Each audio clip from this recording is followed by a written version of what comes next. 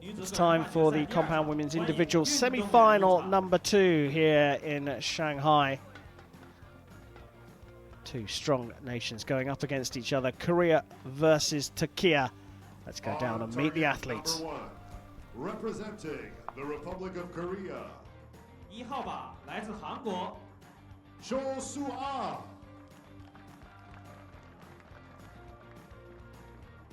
On target number 2, representing Turkey, 2号靶来自土耳其 Ipek Tomruk.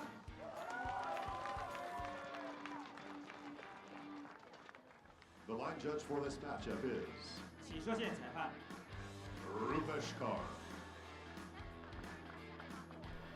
So here we go, semi-final number 2, and I hope you excuse me, these are not names that I'm particularly familiar with. 21-year-old world number 118 Cho Su A from Korea up against the 20-year-old Ipek Tomruk from Turkey, the world number 100. Chef, what can you tell us? Not that much yet. I'm sure they'll make themselves known in the, in the next 15 minutes or so. Yeah, I cannot really tell you much about these archers just yet.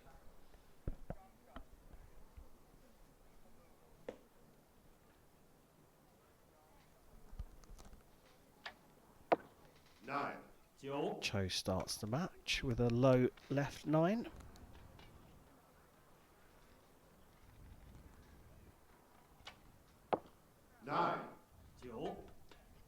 So interesting difference here to point out is that the Korean archer Cho Su A is using a handheld release. So, well, as the name implies, holding it in her hand. Whereas Ipek Tomruk is using a wrist strap release. So she has a like the leather, typically wrist strap, or yeah, it looks like leather, with a release aid attached to it. And typically you use your index finger to make it go off. Whereas the Korean has a handheld one, which you pull back on, and back tension will make it go off. So it's a bit of a different approach. We have seen a lot of Turkish archers shoot a wrist strap release. One of the notable names is Demir Almahachli. He's one of the famous Turkish archers to have a lot of success with a wrist strap release. So it might be that he is the inspiration for many Turkish archers to use one of those. I'm sure he is. I'm sure he is. I mean, we said that we don't know too much about these two, but what we can tell you is that, that neither of them had a particularly easy track through to the final. Cho beat Dodemol, Venom, and then Rona, two medalists from Antalya in Venom and Rona. Tomruk had to come through 4 qualifiers. Renaud of France, Pass from Estonia, Actor from Bangladesh, and Song and her teammate from Korea, the Cho's teammate from Korea in the quarterfinals. So, you know, they've beaten some quality archers. Yeah, well, the field was pretty stacked in the compound division, or in the recurve division for that matter. So the fact that they're in the top 4 kind of has to mean that they went through a couple of really good archers. All square here, though. Cho and Tomruk, 28 apiece.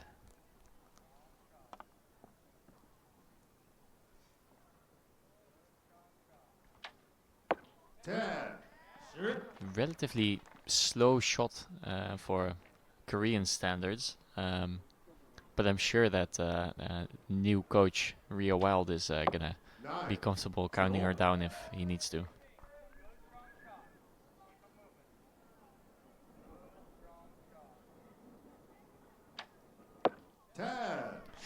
And interestingly, he took with him the typical mantra of USA Archery, the good strong shot.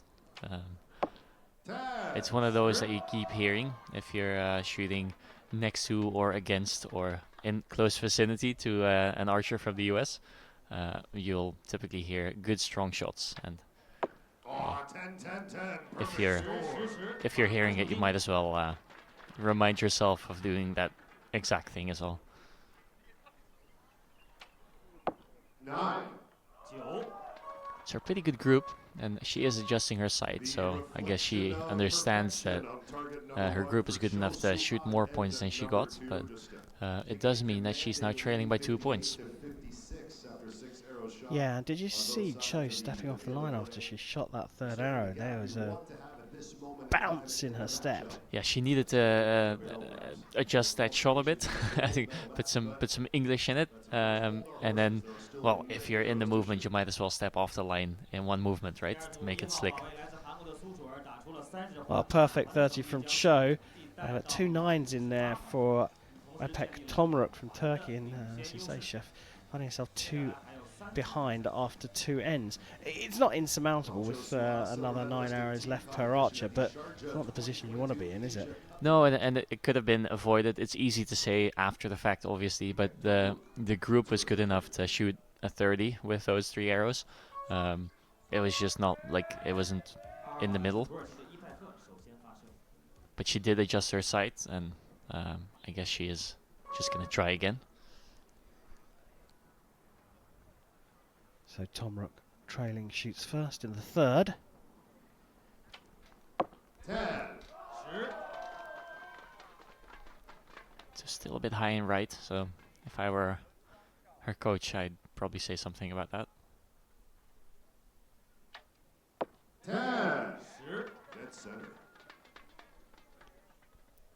It's quite a bit of dynamic shooting by the Korean archer, Cho. 9. She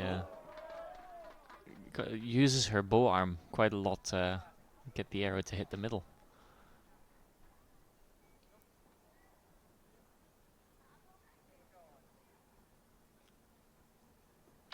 A little bit of a wobble. Still gets it.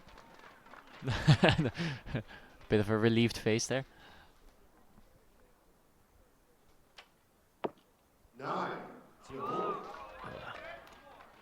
See, that's a tricky situation where if you're constantly hitting high right and you adjust your sight and you're still hitting high right, you're always thinking, how much should I adjust my sight? And if you over adjust it, then you're just going to hit low left.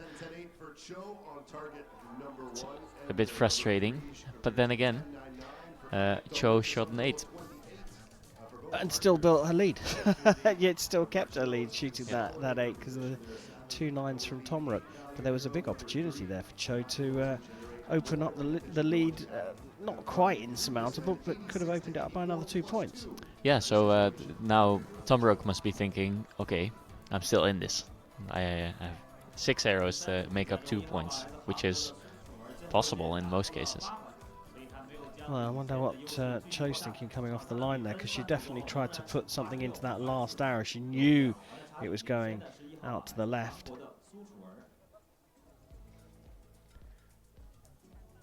Seems like a genuine laugh, though. It doesn't seem like she's trying to laugh it away. So I think out of all the countries in archery, Korea is probably the one with the most, like, the hardest mental capabilities.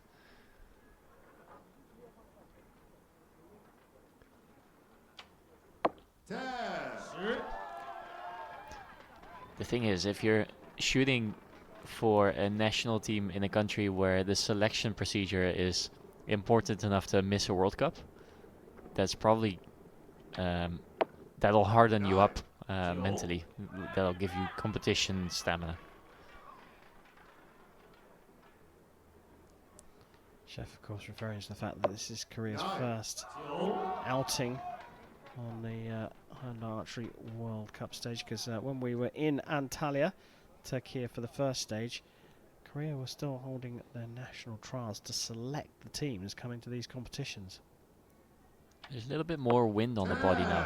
I don't know if you noticed, but the shirt was waving, where before you could barely see any wind on the archers.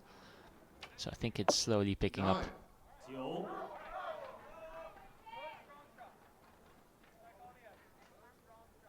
another opportunity here to open up the lead.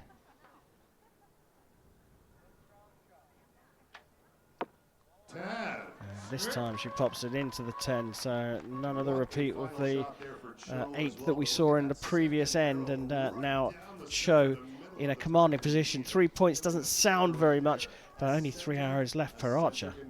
Yeah, and so far both archers have shot 28 or more in every end that they shot. So not only would Tomruk have to shoot a perfect end, Cho Su A needs to shoot 27 or less to still, you know, lose or tie this match. Just start to see her confidence rise after the perfect score in the second. Dipped away with an 8 at the end of the third, but back up to 29 for the fourth and looking very strong. In contention for that gold medal shot against Ella Gibson. Ipek Tomruk will shoot first in the fifth and final end, and as Chef says, she's looking for a perfect score and then a mistake from her Korean opponent. 9.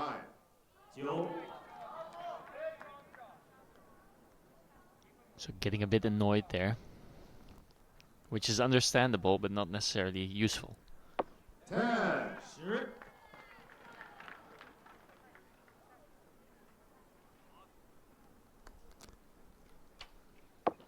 9. 9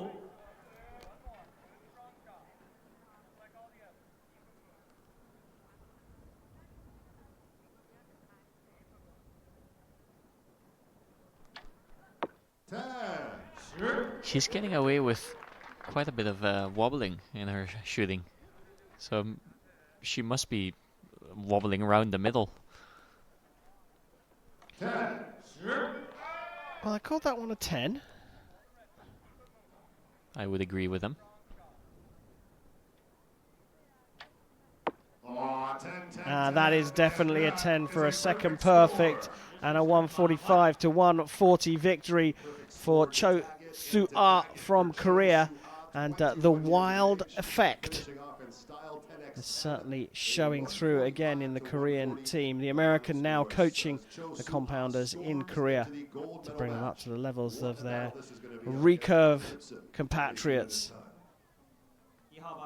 Well, we didn't know Cho too well before this. We certainly are going to get to know her better, as she's guaranteed at least a silver medal and has a good shot against Ella Gibson in the gold medal match.